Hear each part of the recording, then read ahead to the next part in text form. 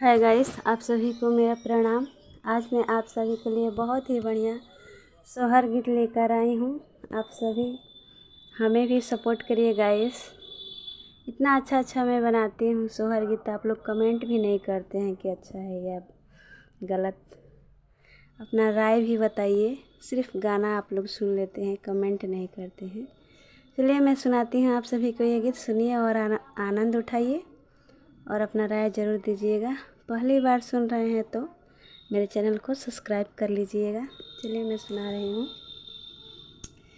लल्ला को सुन मैं आई, जशोदा मैया दे दो बधाई। लल्ला को सुन मैं आई, जशोदा मैया दे दो बधाई।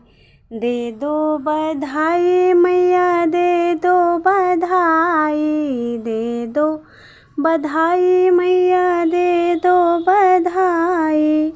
लल्ला को सुन मैं आई, जशोदा मैया दे दो बधाई। टीका भी दे दो मैया, नथनी भी दे दो। टीका भी दे दो मैया, नथनी भी दे दो।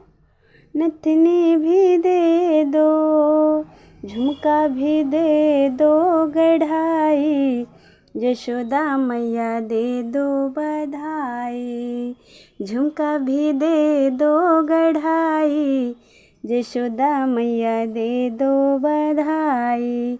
लल्ला को सुन मैं आई, जशोदा मैया दे दो बधाई। लल्ला को सुन मैं आई, जशोदा मैया दे दो बधाई। चूड़ी भी दे दो मैया, कंगना भी दे दो। चूड़ी भी दे दो मैया, कंगना भी दे दो। लहठी भी दे दो गढ़ाई। जशोदा मैया दे दो बधाई। अंगूठी भी दे दो गढ़ाई, जशोदा मैया दे दो बधाई। लल्ला को सुन मैं आई, जशोदा मैया दे दो बधाई। लल्ला को सुन मैं आई, जशोदा मैया दे दो बधाई। लहंगा भी दे दो मैया, चुंदरी भी दे दो। लहंगा भी दे दो मैया, चुंदरी भी दे दो।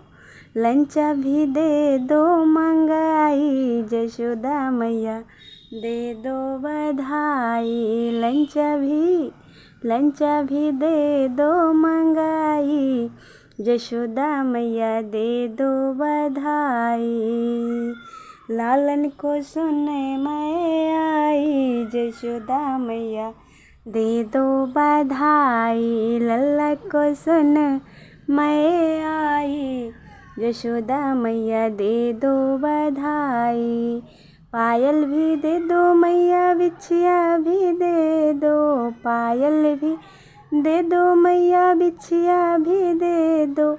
महावर भी दे दो मंगाई, जशोदा मैया दे दो बधाई। महावर भी दे दो मंगाई, जशोदा मैया दे दो बधाई। लालन को सुन मैं आई, जशोदा मैया दे दो बधाई।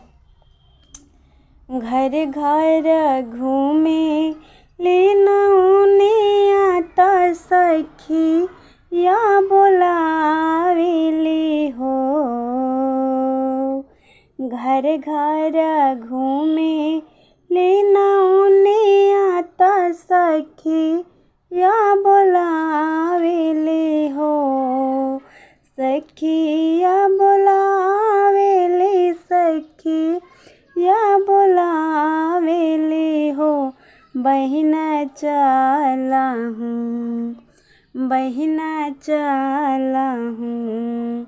नंद के अंगनवा कन्हैया छठी देखना हो। बहिना चला हूँ, नंद के अंगनवा कन्हैया छठी देखना हो। कैली हो 16 हो सिंगारावा नयना भर काजर हो। कैली हो 16 हो सिंगारावा नयना भर काजर हो। नयना भर काजर नयना भर काजर हो। बहिना पहिन ली हो, वो बहिना पहिन ली हो चटक चुनरिया त गोड़ा में महावर हो। बहिना पहिन ली हो चटक चुनरिया त गोड़े में महावर हो। आई गईली सखी असले हारा अवरु गुतिया दे आदिने हो।